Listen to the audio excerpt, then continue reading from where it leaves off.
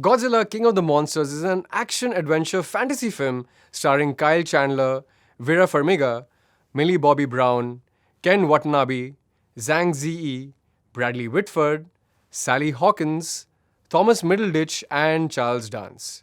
It is directed by Michael Dougherty. The story is about, well, monsters fighting each other, and that's pretty much all there is to it. Okay, let me try to make some sense of the story for you. This film is set after the events of Godzilla in 2014, and it belongs to the Monsterverse, which makes Kong Skull Island also part of this franchise, and it's even referenced a couple of times here. The cryptozoological agency, Monarch, seeks out massive monsters called Titans that were once believed to rule over our planet. They even have a device called the Orca, which is meant to be able to control these monsters, but of course, you know what happens when that falls into the wrong hands. I could tell you all about the human actors and the roles they play, but honestly, they're pretty much inconsequential to the plot. This movie is about the big monsters fighting each other, and the film does not hold back on that at all. Instead, there are a number of massive monsters that you should know about. There's Gojira, or Godzilla, which you should be familiar with by now.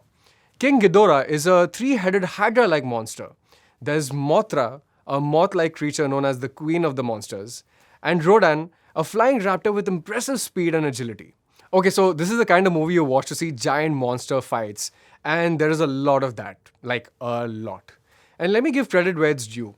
The creature design, special effects, and even sound design are all incredible. All the monsters look very real, and the action sequences are fantastic as well. There's a sense of wonder and scale when you see them on screen for the first time, so there's that. But that wonder dies off pretty quickly because the plot is really senseless. Worse still, the human characters are given some ridiculous things to do and say, which is a shame considering the talented cast that's put together. Seriously, you won't remember most of their names out of the film.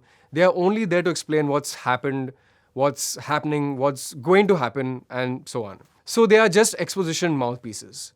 Some of them die off with barely any consequence, while others survive even the worst circumstances. They make absurd choices because that's the only way to move the plot ahead. I love action films and I'm all for monster fights, but neither of these would work without a connect to the characters, or in this case, to the creatures.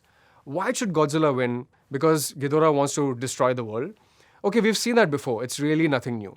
After a point, I found myself tuning off and actually waiting for the film to end because I was so thoroughly bored. I'm going with 2.5 stars for Godzilla King of the Monsters. I mean, look, this is meant to be a big, mindless action blockbuster, and it is. So if that's your kind of film, go ahead and have fun. Guys, what did you think of Godzilla King of the Monsters? Let me know in the comments. And as always, keep watching It's Entertainment only on Mirror Now. You first.